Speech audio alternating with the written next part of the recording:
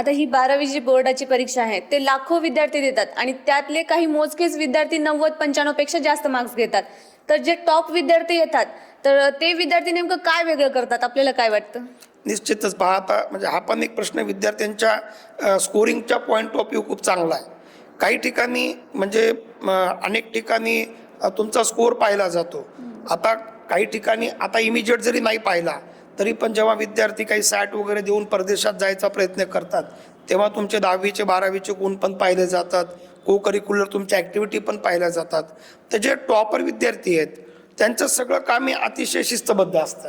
आता विद्यार्थ्यांनी काय पाहायला पाहिजे की पेपर सोडवत असताना मी जे आधी पण सांगितलं की जसं सेक्शन ए आहे त्याच्यामध्ये MCQ असतात, तर विद्यार्थी काय करतात, पर्याय क्रमांक ए बी, तर ते बोर्डाला एक्सेप्ट होत नाही.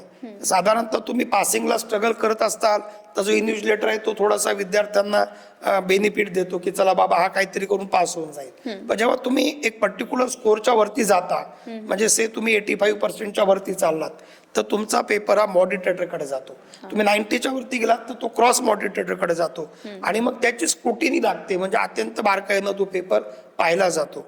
त्याच्यामुळं त्या ठिकाणी ते जे बोर्डाचा प्रोटोकॉल आहे त्या प्रोटोकॉलनं लिहिणं गरजेचं असतंय.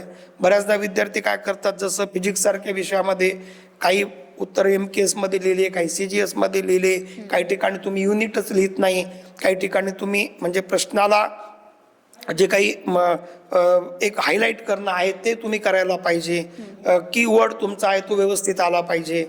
तुमची डेफिनेशन असेल तर पुस्तकात जी दिलेले वर्डिंग आहे ती तुमच्या उत्तरामध्ये आली पाहिजे. तुमच्या मनाची त्या ठिकाणी थोडीशी भाषा तुम्ही टाळली पाहिजे. तर अशा पद्धतीनं जे बोर्डाला अपेक्षित आहे ते तुम्ही लिहायला पाहिजे. स्टेप वाईज उत्तर लिहिले पाहिजे, कारण मोठा जो प्रश्न असेल 5-6 मार्कांचा तर त्याला तुम्हाला स्टेप वाईज उत्तर लिहिलं पाहिजे, कारण शेवटी स्टेपला मार्क असतात. तर विद्यार्थ्यांनी ही काळजी घ्यायला पाहिजे, कारण जेव्हा तुम्ही पासिंगसाठी जाता तेव्हा तुम्हाला त्याच्यामध्ये काही ना काही मार्क मिळतात, पण जेव्हा तुम्ही ॲक्युरसीकडे जाता आणि तुम्ही आउट ऑफ मार्क घ्यायसाठी तिथं तुमचा क्लेम नोंदवता तेव्हा जो तुमचा एक्झामिनर आहे किंवा त्याच्यानंतर तुमचा मॉडिटेटर आहे, क्रॉस मॉडिटेटर आहे, ते तुमचे मार्क कट करायला बसलेले असतात. कारण शेवटी त्यांना त्या पद्धतीचे निर्देश असतात की बाबा हा पेपर तुम्ही मायन्यूट चेक करा.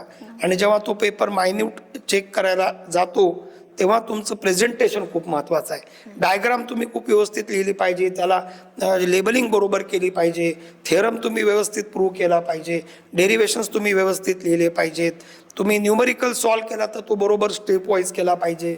कॅल्क्युलेशन तुम्ही बऱ्याचदा मुलांना काय असतं की JEE मुलं असतात त्यांना फास्ट कॅल्क्युलेशन जमतात, कारण त्यांना MCQ करून सवय असते. ते काय करतात, 4 मार्काचा प्रश्न आहे 2 स्टेपमध्ये उत्तर काढतात. बोर्डाला हे मान्य होत नाही.